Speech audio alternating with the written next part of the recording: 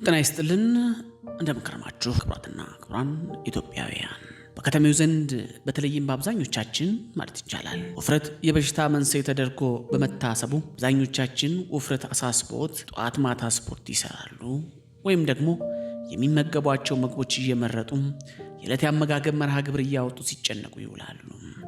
በተቃራኒው ዛሬ በጠይም ብር የማነሳላችሁ ውፍረት ባህልና ጌጥ የአሸናፊነትና የዘመን መለወጫ ሽልማት ስለሆነው ኢትዮጵያዊ ማህበረሰብ ይሆናል።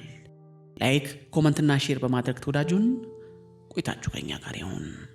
ዛሬ የምናወራው በደቡብ ኦሞ ዞን ሰላማጎ ወረዳ ስለሚገኙት የቦዲ ማህበረሰቦች ነው።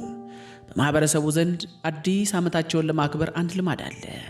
እኚህ ማህበረሰቦች አዲስ ዓመታቸውን የሚያከብሩት አዳዲስ ልብሶችን በመግዛት የቤት ዕቃቸውን በመቀየር አይደለም፣ ለወራት በመቀለብ ነው እንጂ። ቦዲዎች አዲስ ዓመታቸውን ከኤል ይሉታል። ከኤል የተለየ ትርጉም የለውም። የዘመን መለወጫ ወይም ልዩ አዲስ ዓመት ክብረ በዓል ማለት ነው። ለክብረ በዓሉ የሚዘጋጁትም ከበዓሉ 2 ወይም 3 ወራት ቀደም ብለው በመቀለብ ነው። ይህን የሚያደርጉት ወጣትና ጎልማሳ ወንዶች ብቻ ናቸው። በፍላጎታቸው ከማህበረሰቡ የተወጣጡ ወንዶች ለ3 ወርና ከዚያ በላይ ወንዝና ጥላ ባለበት አካባቢ ይከትማሉ። እዚያም ከሌላ ምግብና መጠጥ ርቀው የከብት ደምና ወተት ብቻ እየጠጡ በዓሉ እስከሚከበርበት ቀን ድረስ ይቆያሉ። በዚህ ሁኔታ ከተቀለቡ በኋላ የማህበረሰቡ አባቶች በዓሉ እንዲከበር በቆረጡበት ቀን ከቆየበት ስፍራ እጅ ለእጅ ተያይዘው በመውጣት በባህላዊ ሙዚቃ መሳሪያዎች ታጅበው እየጨፈሩ በዓሉን ያደምቃሉ። እነዚህ ወንዶች ለ3 ወራት ገድማ የሚቀለቡት በበዓሉ ቀን ለመጨፈር ብቻ አይደለም፣ በውፍረት ውድድር አሸናፊ ለመሆንም ጭምር እንጂ። በዚህ የውፍረት ውድድር አሸናፊ የሚያደርገው የመጨረሻው ውጤት እንጂ ከቀለባ ቀድሞ የነበሩት አካላዊ ቁመና ከግምት ውስጥ አይገባም። በመሆኑም ወደ ቅድመ ዝግጅቱ ከመግባታቸው በፊት የሰውነት ክብደታቸው አይመዘኑም፣ አይለኩም። በውድድሩ አሸናፊ የሚሆኑት ከተቀለቡ በኋላ በሚያስመዘግቡት የሰውነት ዙሪያ ገባ ልኬት ነው። በውድድሩ አሸናፊ የሚሆኑትም ከተቀለቡ በኋላ በሚያስመዘግቡት የሰውነት ዙሪያ ገባ ልኬት ነው። በቀለባ ወቅትም የማህበረሰቡ አባቶች ማን ጥሩ ሁኔታ ላይ እንዳለ በመለካት ሂደቱን ይከታተላሉ። በበዓሉ ቀን በሚካሄደው ስነ ስርዓት ላይ ከሚጨፍሩት መካከል ማን በደንብ እንደተቀለበ ለማወቅ ከአንገታቸው በታችና ከእግራቸው በላይ ያለውን የሰውነት ክፍላቸውን ዙሪያ በገመድ በመለካት አሸናፊውን ይለያሉ።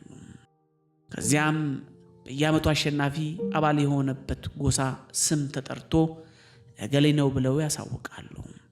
እገሌ የወፈረበት ዓመት ሲሉም ዘመኑን ያወድሳሉ። ከኤል የተባለ መጠሪያ ያለው የበዓል ከመከበሩ በፊት የተለያዩ ባህላዊ ስነ ስርዓቶች ይከናወናሉ። ዋነኛው የወጣቶች የቀለባና የውፍረት ሂደት ነው። የቀለባው ሂደት ደንብና ስነ ስርዓት ያለው ሲሆን በሂደቱ ለመሳተፍ ፈቃደኛ የሆኑ ወንዶች ወደ ቀለባው ከመግባታቸው በፊት በአገር በቀል መድኃኒቶች ሆዳቸውን መታከም ወይም መታጠብ ይኖርባቸዋል። ለዚህም እንቆቅ የተባለ እጽዋትን ከሌሎች እጽዋት ጋር በመቀመም ተፈልቶ እንዲጠጡና ሆዳቸውን እንዲያጥቡ ይደረጋል። በሳይንስ የተረጋገጠ መሆኑ መረጃ ባይኖርንም ማህበረሰቡ እጽዋቶቹ በሆድ ውስጥ የሚገኙ ጥገኛ ትላትሎችን የማስወገድ አቅም እንዳላቸው ያምናል። ከዚህ ሂደት በኋላ ነው እንግዲህ መስፈርቱን ያሟሉት ወደ ቀለባው ሂደት የሚገቡ ሲሆን በሂደቱ ሴቶች አይሳተፉም። ሆኖም ሴቶች የተቀላቢዎችን ምግብ በማቅረብና በመንከባከብ ከፍተኛ ሚና የሚኖራቸው ሲሆን ተቀላቢዎቹ በቆይታቸው የከብት ደምና ወተት እየቀላቀሉ ብቻ ነው የሚጠጡት። የአካባቢው ሽማግሌዎችም ሂደቱን በቅርበት ይከታተላሉ። የበዓሉ ቀን ደርሶ በጣም የወፈረው ግለሰብ እስከሚለይ ድረስ የተቀላቢዎችን ሆድ፣ ጭንና የዳሌ መጠን እየለኩ ይቆያሉ። በሂደቱ ህመም የሚያጋጥመው ካለም እንዲያቋርጥ ያደርጋሉ። ብዙውን ጊዜ ግን ውድድር በመሆኑ በበቃኝ የሚወጡ እንደማይኖር ይነገራል። የማህበረሰቡ አዲስ ዓመት የሚከበረው በየዓመቱ በሰኔ ወር ውስጥ ነው። በዓሉ የሚከበርበት ዕለት ግን በማህበረሰቡ ሽማግሌዎች በሚቆርጡት ቀን ነው የሚወሰነው። በክብረ በዓሉ ቀን የተቀለቡት ወንዶች በተለያዩ ትርጉም ባላቸው ባህላዊ ጌጣጌጦች ይዋባሉ። የቆዳና የብረት ቀበቶ ሙዳል ይታጠቃሉ። ሙዳል የእናት መቀነት እንደማለት ነው። የየትኛው ጎሳ እንደሆኑና የየትኛው ትውልድ አባል እንደሆኑ ለማመላከትም የተለያየ ቀለም ያለው ቆዳ ጀርባቸው ላይ ያደርጋሉ። ብዙ ጊዜ የእነዚህ የቆዳ ቀለሞች ጥቁር አሊያም ቡናማና ነጭ ነው የሚሆኑት። ከእጅ ለእጅ ተያይዘው በመውጣት ይጨፍራሉ። ሌሎች የማህበረሰቡ አባላትም በማጀብ እንደሚያበረቷቷቸው ይነገራል። እነዚህ ወንዶች ለወራት ሲቀለቡ በመቆየታቸው ካለ ልክ በመወፈራቸው ጭፈራ መከወን ይሳናቸዋል። በባህላቸው መንገድ እግራቸውን እያነሱ ለመጨፈር ይቅርና መራመድ ያቅታቸዋል።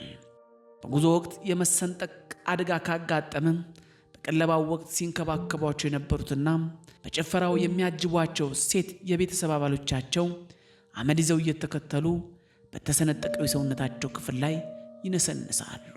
ላባቸውን በመጥረግ የጨሌ ስጦታ በማበርከትና የላም ወተት በማቅረብ ለነሱ ያላቸውን ፍቅር ያሳያሉ።